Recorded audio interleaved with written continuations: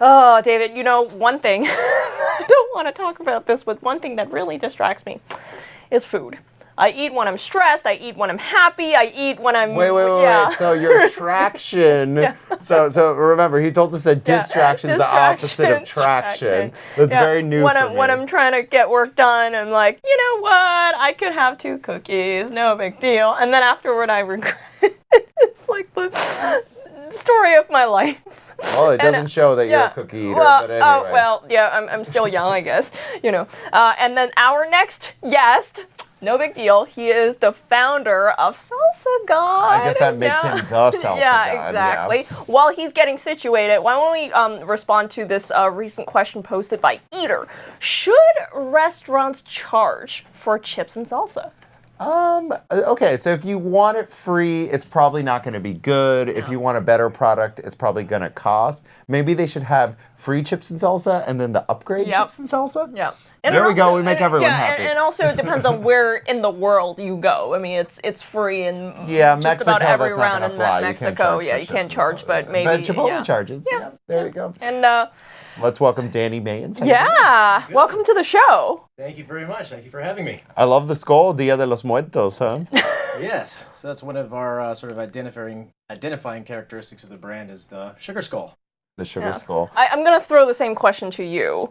Since this is literally your life, do you think restaurants should offer free salsa? So I grew up in West Texas eating chips and salsa all my life. Where are you from? Odessa. Okay. Yep. Okay. So, I was a reporter in Amarillo, so yep. Okay. Yeah. Good Texas connection. Yeah. So I'd never heard of anyone charging for chips and salsa until I moved to New York City. So I definitely do not think you should do that. Wow, we have an anti-charging for chips and salsa. So this is interesting because it offers both in the box. Yeah, so that's one of the reasons why I'm here today is to promote the new product. It is a chips and salsa combo pack. If you guys want to take one, take a look at it. Okay. So if you open it up, it has a 3-ounce I'm going to eat again. It's got a 3-ounce bag of tortilla chips. Okay. And then underneath, we've got a nice little handy 4-ounce cup of salsa. Wow. So it's a Oh, cool. Can I have this? Yeah, absolutely. Okay. You talk, I'm going to eat it. Yeah, I can talk. So how'd you get the idea to start this? What's your background? So, like I mentioned, I'm from West Texas, grew up eating Mexican food and chips and salsa all my life. And I found myself living abroad in Paris, of all places, where they make absolutely no good salsas. So, after going a few months without eating any Mexican food, I got on the phone, got some... There's a Chipotle in whatchamacallit, Le Marais. So this was back in 2011. Okay. Chipotle made their recently opened debut. So I started making some family recipes, just kind of doing it at home while I was in France, and then over the course of the next 3-4 years, while I was living abroad, I guess perfected one of my recipes and moved back to New York, and I quickly wanted to get my social network up and running again. So I'd have dinner parties and barbecues, and I'd always serve my salsa. And so people would ask me where they could buy it. And after hearing that so many times, I thought, why not give this a shot, throw my hat into the ring, and I started the business. Did you have a background in entrepreneurship? No, I didn't. So I actually used to be an attorney here in New York, and I did investment banking, and just kind of wandered into this. Right. Yeah, kind of fell into my lap. So are you doing this full time now? I am. Wow. So I've been doing this full time for about 3 years. We're in about 2,500 stores, all in all, and we're just launching into our 3rd country. So we're in U.S., Australia, and we're going to be launching into Canada soon.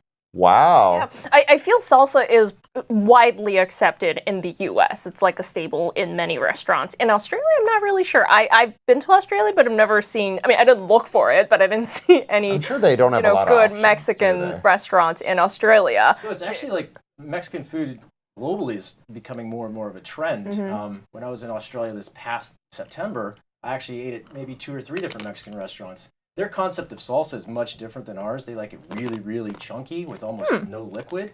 Okay. So what? Yeah, Really? Yeah. Okay. Strange. So people have become more aware of what's in their food, right? So is that something that you considered when, figuring out what you were going to put in your salsa? Absolutely. So Salsa God, all of our products are non-GMO project verified, meaning that there's no artificial ingredients, no preservatives. In the corn? So yeah, we use non-GMO corn. That's really hard in the Yeah, U.S. it's really hard. Yeah, there's not a lot of suppliers that do that. There's not. It has a bit of a cost, but we prefer, to have everything sort of like a clean ingredient list.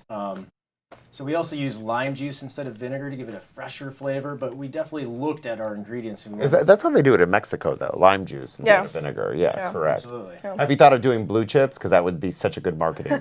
Blue chips, black chips. People don't realize that corn comes in every color. It absolutely does. Yeah, no, we've thought about it. It's just all about how it looks after a couple months in the bag. It still has that color if it starts to fade. So the white corn does the best? Yes. Yeah. So have you been to Mexico? I'm a big Mexico traveler. I've been all over. The cuisines change widely. People don't understand that. Mexico, like Peru, in the Americas are both culinary powerhouses. Right. There's a lot to draw from here. Absolutely. No, so I've been to Mexico, 50, 100 times. Okay. Father's from Mexico City, so when I was growing up, we'd go there at least. We'd go to Mexico City, we'd go to Guadalajara, we'd go to Cancun. We go all over the country, probably once or twice a year, so I've been there, 50, 100 times. Oh, wow. And is that where you got really the tradition in your family of eating Mexican food? Is your father's family? Yes, Yeah. definitely. That and living in Texas where every other restaurant is Mexican. Yeah, and it's really good Mexican, actually. It is. This is delicious. Thank you. Are you thinking about something else like guacamole or? So the next thing that we're going to get into is we're going to be launching a fresh line of salsa. So that's something that we're excited about. And what does that involve? You can't put any preservatives in it then? No, so instead of it, this is heat pasteurized. It's cooked up to about 200 degrees before you jar it, so it kills all the bacteria. Fresh salsa, you don't heat process it. You just make sure that it has a low enough pH, and then you put it in the refrigerator, and it should last for 2 to 3 months. Okay, so is that the one that I see in the glass jars? Like Tostitos or whatever? No. So these would be found in the refrigerated section. It wouldn't be just on the shelf. Got it. Okay. And does it taste radically different? It tastes so much fresher. Really? It really does. Yes. But then it'd be harder to include the chips, so that would be a standalone, right? Yes. Correct. So what's your target market for this? This is a snack, basically? Snack. So basically anyone who likes Mexican food. It can be for, moms if they want to grab some and put them in their kids' lunch. If you're out on the road, need a full snack. It's almost like a meal replacement snack. Instead of just getting chips, you get chips and salsa. So, as an entrepreneurship, tell us, what's it been like? Hard? To get into all those stores, I'm sure. Yeah. It's been a struggle, I've been at it for 3 years. I travel quite a bit, do food trade shows. I was actually recently just in Peru and Chile trying to get some export sales down there, and I'm heading to Germany soon, next week. So, yeah. These are all massive markets. They are, yes. And like you said, Peru has such a great culinary scene down there that they really took to the salsa, and I hope to make that my 4th country. Really? Yeah. I mean, I'm always curious because when you build, for example, a tech product, hypothetically, it's pretty standard. Mm-hmm. Sure, different people got different needs, but overall it's easier to design. You just ask people what they want. For food, anything you cook in a restaurant, anything you pack in a snack box, everybody is so different. Like somebody may like this, somebody may hate this, just because one person says this is delicious, the other person may say, oh, it's so blasé. Yeah, it is very How do subjective. you make more people happy with something like this? So, good question.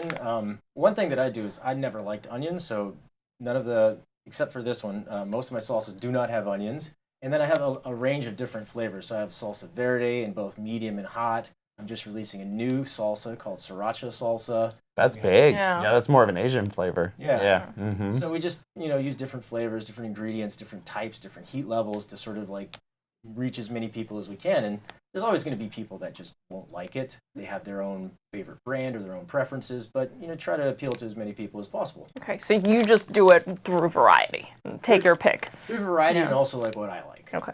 Yeah. What does this retail for in a big city? So hoping to do $3.99 at the tops. Okay. Right now it's at the Hilton Hotel here in Midtown in New York, and it's priced at $6.99. And Well, it's because That's it's a hotel. That's the Yeah. mini bar. Yeah. That's actually pretty cheap for the mini Yeah, bar. for a mini bar. Actually, that's We pretty saw an good price. $18 bottle of water in Vegas. I think it was 19. Yeah, so when something we were like out ridiculous. There, yeah. So I wouldn't feel too bad about the $6.99. So it's quite a range, but on average $3.99. Yeah. Huh. Okay, that's pretty. Do you sell bigger ones? No, just that right now. I think it's a good size. We're going to be launching you can into carry a it. full-size tortilla chips soon. Yeah. And then you have one supplier for this and another one for this, and then you have to put them together, right? Yes. There's a little bit of a logistics of doing the box, Yeah. because the box is also very innovative as well. Yeah. Yeah, so See, guys, this is entrepreneurship. Yeah, It's not easy. I'm This sure looks you so spent nights nice. and nights and nights thinking about the colors and the font, and I'm sure you. So in putting it all together, so a story for you.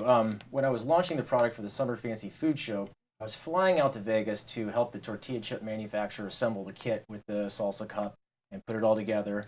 And on my flight, on my way to Las Vegas, I get an email from my third-party logistics transportation company saying that the salsa cups have been misdirected to my apartment in New York. So They showed up here? they showed up here. So I had to put together 4,000 of those things myself for the launch at the Summer Fancy Food Show. That's entrepreneurship Yeah. there. And how'd you get them there? How did I get in there? So it's here in New York, so I just had the tortilla chips shipped here, and then at my storage unit, me and my brother put together 4,000 of these things. By hands. By hand, yeah. A lot of fun. So now you have an appreciation for how your product is put together. Absolutely. Yeah, literally. Any advice for entrepreneurs who are just starting? I guess first thing is just make sure you know what you're getting into. And another thing is try, if you're raising funds, I'd say to sort of have a hard stop. You don't always want to be raising funds because that can take away from your actually operating and running the company. That's really good Yeah, advice. really good Danny. advice, and don't mind to get your hands dirty. Exactly. Yeah, I mean, I hear a lot of stories like that. If something goes wrong, you have to do everything in your apartment overnight because you have a deadline, because you have to get this out. And people who buy your products, frankly, don't care how you put it together. They just care, oh, this looks nice together and it tastes good. So congratulations to you. Yeah, thanks, Yeah. Danny. We appreciate it. Yeah, thanks for coming.